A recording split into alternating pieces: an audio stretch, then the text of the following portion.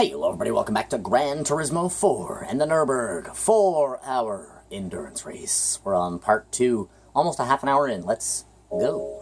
Now we're gonna go to 65 fuel.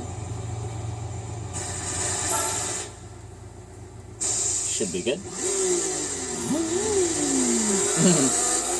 Holy.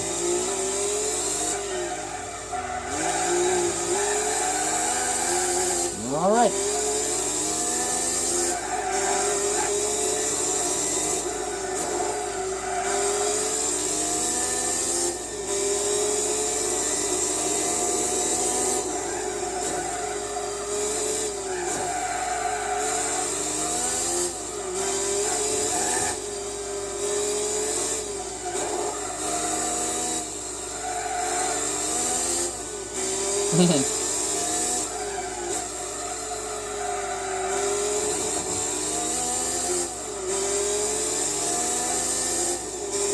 This car's great.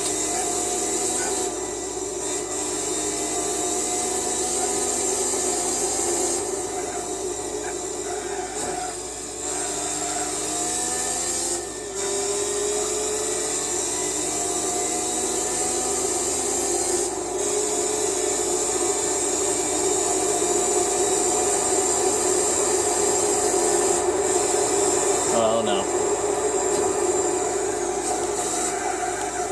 Supercar braking technique wins again.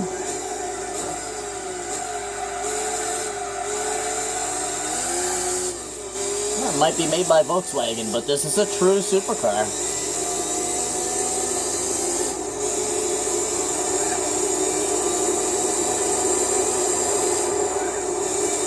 You know what I mean? Like, this is not a Jetta.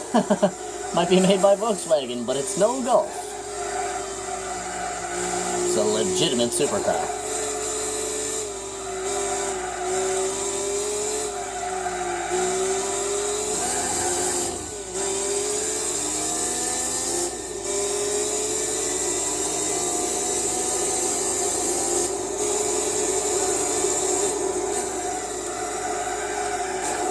Shit.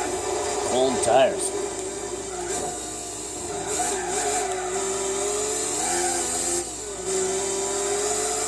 Easy.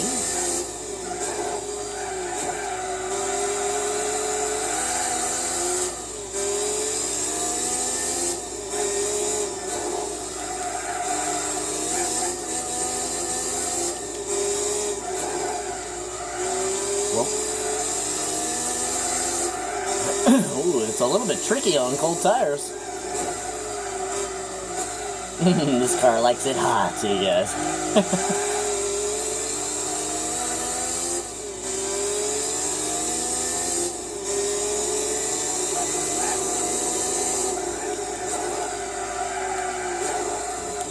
Yeah, man. Really doesn't like the cold tires. Getting such a big loss of handling. Like halfway around the turn. I got something in my fucking eye.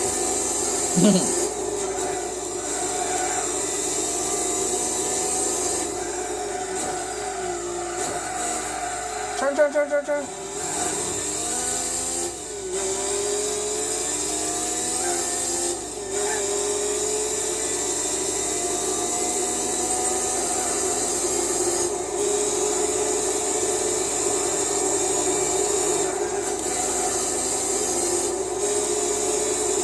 The Audi is going in. I would imagine that the others are also going to go in.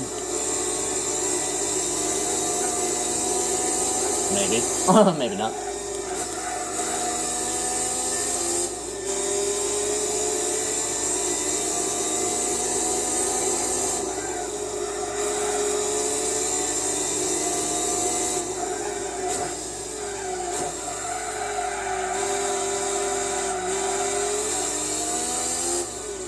Now remember, I'm not trying to fucking, drive at warp fucking speed here. It's a 4-hour race.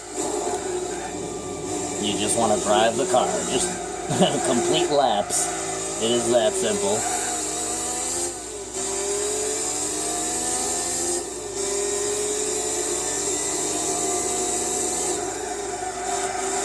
A nice trick, if you're doing a timed race like this, like a 4-hour race, a nice trick to make it seem like it's not taking as long is just not to look at the timer. Don't look at how long you still have. Know what I mean? Just drive laps. Try not to look at that timer at the top there.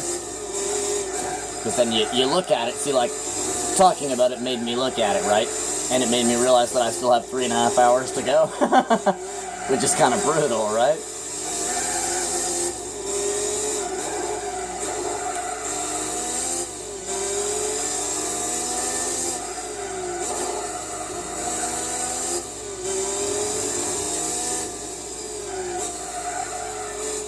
Whoa. Push, push.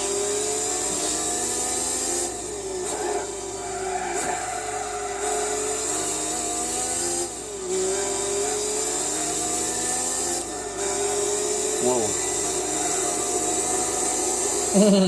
Suddenly my tires have warmed up and I have all the handling one could ever want.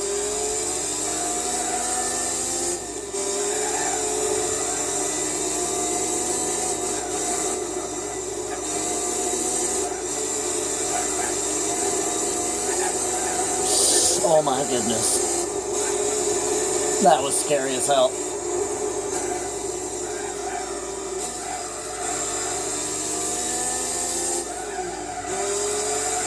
No. Damn you, sand.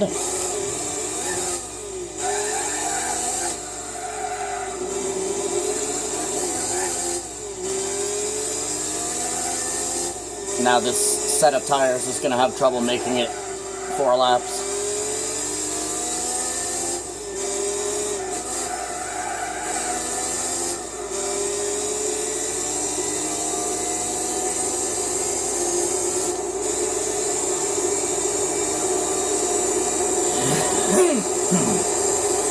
Field is pretty split up now, man.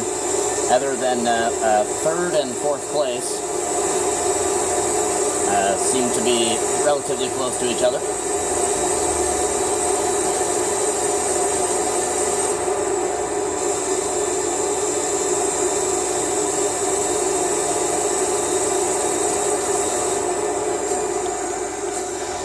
And we are going to need that first section of brakes there.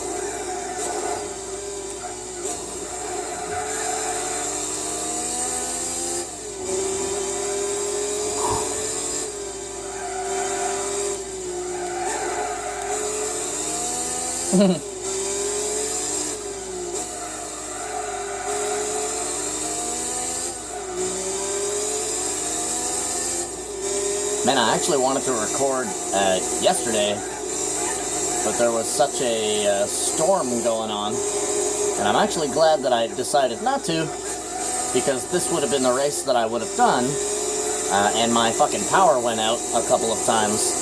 So, yeah, I would have been pretty fucking pissed off to get like 2 hours into this race and then all of a sudden my power goes off and on. Like, fuck you, you know what I mean? Like, bro, I would have been obviously pissed.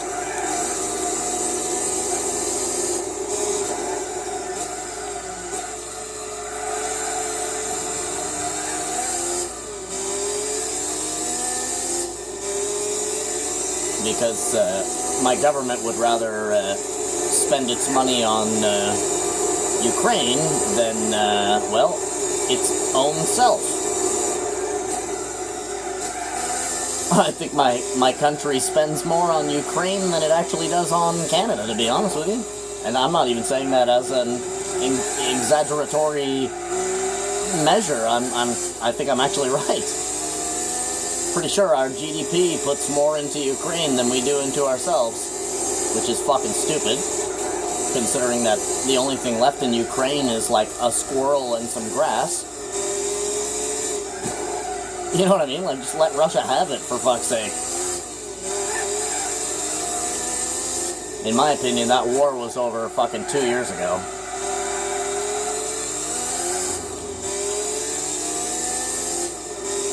But unfortunately, the military-industrial complex would love to keep that war going for as long as possible.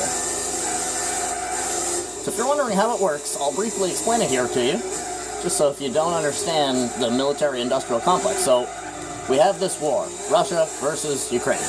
Now, the first beginning part of the war, Russia beat the living hell out of Ukraine and pretty much took over like 90% of the entire fucking country, okay? Then the United Nations got involved, and Ukraine was able to push Russia back to its border. Then the United Nations stops helping Ukraine to allow Russia to push further into Ukraine. Then the United Nations comes back to save the day, and we push Russia back. And we just keep doing that over and over and over again because it makes it so that the war will never end. And when you consider these arms manufacturers, weapons manufacturers like Lockheed Martin, Northrop Grumman, all these other weapon companies, they make money off of war, right? So if the war just simply never ends, you understand what I'm trying to say? It's just a never-ending paycheck. And you'd be absolutely fucking retarded, to think that, you'd be absolutely fucking brain dead to think that these companies are not in league with the United Nations and the Geneva Convention and all that. All these things are very, very rich people trying to become even more rich. And they do that at the cost of people's lives. Obviously, they don't care, right?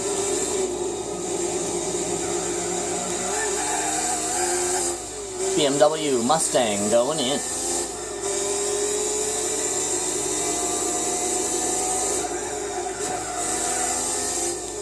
You know? And that's the way the military-industrial complex works. They don't want the war to end. They want the war to keep going forever, because then they make money. While people are dying over there, these trillionaires are sitting here like, doing the fucking Donald Duck jump off the diving board into their pool full of money, right? And once one side starts to push to, far into the other place, that's when they either stop helping to allow the other side to move back in, or they overwhelmingly help to make it so that this side pushes back. It's basically like a never-ending back and forth, back and forth, back and forth. And like I said, the United Nations and the Geneva Convention can use that to their advantage, right? So let's help Ukraine. Here's the thing, right? Let's help Ukraine until they push Russia back to their border. Once the moment that Ukraine pushes Russia to their border, the United Nations is like, hey, we're no longer helping you, you're on your own. And then Russia pushes their way back into Ukraine. Now, each one of these occurrences takes a few months, right? And you gotta consider, Russia is buying their shit off of the same motherfuckers that Ukraine is buying their shit off of, is the same motherfuckers, god damn it. Too busy talking about this shit that pisses me off. So, essentially it's just like a game. To these billionaires and these weapon manufacturers and companies, it's a game. They're playing a game. So if you're the guy selling the weapons to both sides, you understand what I mean? Then no matter who is winning, you're winning. Right? That's how the military-industrial complex works. They will intentionally keep a war going so that they constantly get that never-ending paycheck situation.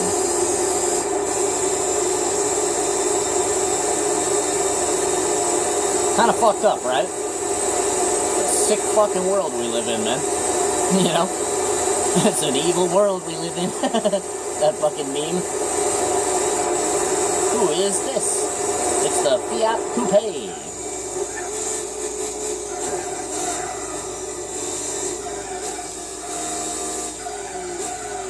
Bonjour. Comment ça va?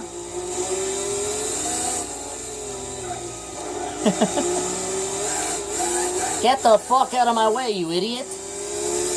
Oh, are you fucking kidding me right now? I know, right? Fucking sucks to suck.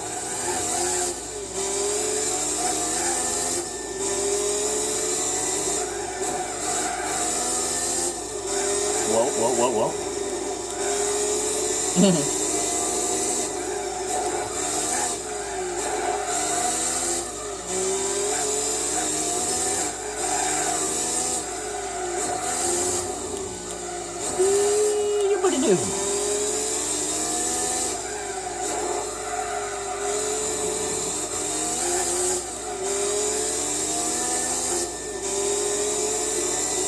I really want to finish this race today, though, because I just mean today, but like I want to have this race complete, because good old Moisty Charlie is doing his Resident Evil marathon, and I really don't want to miss him play any of those games. He kind of gave up on Resident Evil 3 last night. Nemesis was really pissing him off there. Because Charlie is an entertainer at the end of the day, right? Moist Critical, Penguin Z0, whatever the fuck you want to call him, right? Charlie is an entertainer. So he doesn't just want to play the game like la-di-da. He wants to do cool stuff, right? But going up against Nemesis, if you guys have ever played Resident Evil 3, there's a dodge feature, like a parry feature in Resident Evil 3, and it's very, very tricky to master. You have to have, like, the most perfect timing ever in the history of man to make proper dodges in that game. Actually, I remember back in the day I used to play that game, and when I would get a proper dodge, I'd be like, oh, because it was like something rare, right? So Moist was trying to fight Nemesis very stylishly. As I said, the man's an entertainer. You'll never take that away from him. He always wants to do the cool stuff, right? And I don't blame him. I mean, shit. Like I said, the man is an entertainer. So, watching him fight Nemesis and die like 10 times in a row because he was simply just trying to dodge Nemesis's attack, not to be fancy or anything like that, but he's trying to be stylish, right? But he just kept dying. And the night before, he had actually stayed up until like 4 o'clock in the morning playing Resident Evil 2. Even though he was hungry, he said he wanted to go eat. Then he said he wanted to go work out. He said he's got a bunch of stuff to do. Whoa. But then, whoa, his chat basically kind of goaded him into playing Scenario B, which is the entire second half. And he ended up staying up till like 3 in the morning. So then, last night, he was playing Resident Evil 3, and Nemesis really kind of got under his skin, I guess you could say. And Moist was like, well, I'm going to bed. I'm tired. Good night. And he was gone. That was it. End of the live stream. So, tonight, he'll be completing the rest of Resident Evil 3 OG. And, and maybe starting up Resident Evil 3 Remake. At least that's what I'm hoping. I need to get Resident Evil 3, you guys. I still need to play that for the channel. We had to skip Resident Evil 3 because I don't have it. Because it's an extremely rare and expensive game for some reason. Every other Resident Evil game is not too hard to find, like an actual physical copy. I know there's probably people watching being like, you know you can just download. Shut the fuck up, pussy. You know what I mean? Like, shit, I want to play the original fucking game, the actual game. Not Resident Evil 3 PC. That's not the original game, buddy. Nothing made for PC is an original game. You're getting an unauthentic experience. I mean, look at Resident Evil 2 Remake with the frame rate knife. So obviously you have a knife in Resident Evil 2, but in Resident Evil 2 Remake, if you set your frame rate to different settings, the knife can actually do more damage than the Magnum. I know, stupid, right? Now, you can only do that on PC. You can't change your fucking frame rate on a PlayStation or an Xbox.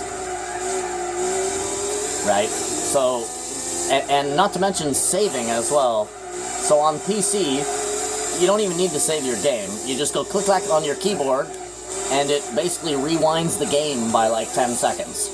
So it's like, oh, I died, click-clack, try again, oh, I died again, click-clack, oh, I died again, click-clack. Whereas in the original game, you die, and it's time to actually load your game, you know, from the last place that you saved at. So playing the PC version of any Resident Evil negates the use of the ink ribbon and saving your game. In other words, dying means nothing. There's no penalty for dying in the PC version. You just tic-tac on your keyboard and there you go, you're alive again. 10 seconds before you were dead. How fucking dumb is that? You know? It's no wonder why all these little teenagers are like, PC is king! You suck at gaming. That's why PC is king to you. Because you suck at gaming. If you were to play the console version of the game, and actually have to save your game, and dying actually is a penalty, you see? Like, what's the point of, like, even death is useless in a game where you can just go click-clack when you make a mistake. Tic-tac on your keyboard and everything is fine again. Fuck you. You know what I mean? Such bullshit. Mediocre. You know? Truth. Straight mediocre.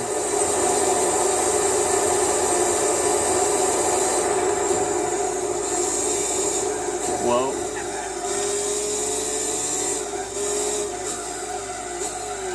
It's like a Forza with the rewind, right?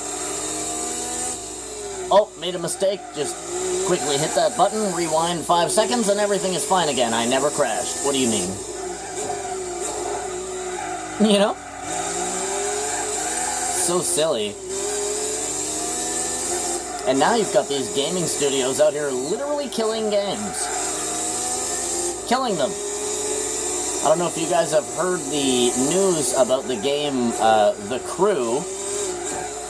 So The Crew was actually a game that I was going to play for the channel. But I can no longer play The Crew for the channel because Microsoft are fucking idiots. Because Bill Gates is a fucking dumbass who just wants to steal your money and sell you garbage bags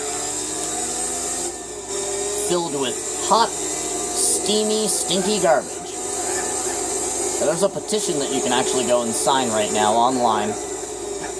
It's called Stop Killing Games. And basically what's happening is you have these games that are like online only, or you need an internet connection and stuff like that, okay? So if these game companies want, well, they can just shut down the servers. And the thing about The Crew is that it doesn't have like a, you know, like a story mode or a campaign or anything like that, right? So once they shut off the servers, you actually can't even play the game anymore. Like if I put The Crew into my Xbox right now and turn it on, all it says is, cannot access Crew servers. That's it. And then it actually blames it on you as well. Cannot access Crew servers? Check your modem. Unplug your router for 60 seconds and try again. The classic Microsoft excuse for when something breaks, right, is just to blame it on you, your router, your whatever you own, right? It's never their fault. Raka, come lay down. Come on, baby. Come lay down, Raka. Come get up. Come get up on the couch. Fiat Coupe going in. Oh my god, my fucking dog's exploding over here.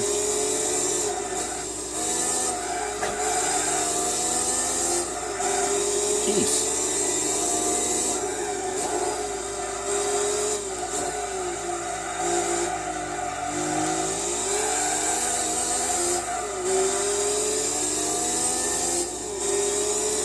Yep, so you can no longer play The Crew, and a lot of these other gaming companies, gaming studios and stuff, because they're making new games, and they want you to play these new games, this is what they're actually starting to do, you guys. They're shutting down all the servers for games that are like 10 years old. You'll never be able to play them again. So you've got this massive library of games, right, on your shelf, or on your hard drive or whatever, if you've downloaded. So you know, and each of these games are what? $80 to $100 each, right? And you can't play any of them anymore. So you've spent thousands of dollars to own this beautiful library of games that you now can no longer fucking play because these companies are fucking greedy. And why are they greedy, you guys? It's, again, because of Microsoft running around buying up all of these other game studios. Like, you guys realize what's happened to gaming in the last, like, 5 years, right? The reason why gaming sucks is because Bill Gates is in charge of the entire fucking thing at this moment. Microsoft is in charge of all of gaming right now. Because they go around buying all of these other studios, all of these other publishers, right? And then they just throw it in the garbage can. They're like, oh, we'd love to buy this company so that we could continue the legacy that you've made over the last 35 years. A garbage can! That's basically what is happening. And then now what happens is after you buy up all of these companies and throw them in the garbage can, you only have one fucking studio making games. In other words, the same 50 retards are making every single game that comes out. Why do you think every game that's come out in the last 10 years fucking sucks? It's because the same people are making all of these games. I mean, sure, brilliant from Bill Gates' standpoint, but kind of shitty for anybody who enjoys playing video games, even in the slightest. Like, imagine right now, you went to the store, you know, with your mom or whatever. You know, Mom, I want this game. You see The Crew. Oh, man, that game looks cool, right? Got the cars on the front. Sweet-ass looking racing game, right? Neato. So your mom buys it for you. $80. You bring it home and put it into your fucking shithole Xbox. Right? And what does it say? The servers for The Crew are no longer active. Or the servers for The Crew are currently down. Check your modem, unplug your router for 60 seconds and plug it back in. It's your fault. Supercar braking saves the day again. And again. Learn that technique, you guys. Practice that technique. Master that technique. Whoa, it is a braking technique where you just gotta go tap, tap, tap, tap, tap, tap, tap. You gotta do it as fast as you possibly can, like you're shooting a gun. Don't do it too hard, though, or otherwise you'll go, and that's not good. You'll be losing control more by doing that. You just wanna do about halfway. So you basically, look at my brake and acceleration right down there. See that? About halfway. You never wanna actually full press your brakes when you're trying to do the supercar braking technique. Only when you're actually braking do you want to use full brakes. Who is this? It is the Audi.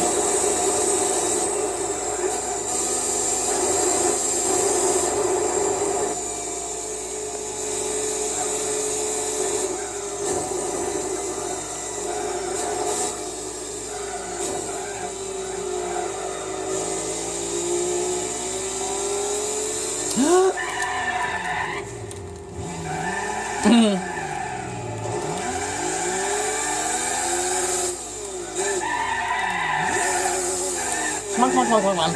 And this thing, its e-brake doesn't do shit. Fucking hell, man. U-turn. And we cannot miss the pit. Like on other racetracks, it's alright to miss the pit lane, you know, for a single lap or something like that. It's okay to miss the pit lane because it's like, okay, shit, we missed the pit lane. I guess I'll just have to deal with the way that the car is for the next minute and a half. But because a lap of Nürburgring is fucking 7.5 minutes, trust me, bro, missing the pit lane on Nürburgring, we would have ran out of fuel and our tires would have been red by the end. So yeah, double fucked by the end there. You could see the problem, where it lies. But yeah, man, thank you guys for coming out, watching this episode of Gran Turismo 4. Do me a favor, leave a like on the video, maybe even subscribe to the channel, and I freaking love you, and I wish you the total best. Hope you guys have a freaking awesome rest of your day, and I'll see you in the next one, so you better be sure to have a good bye.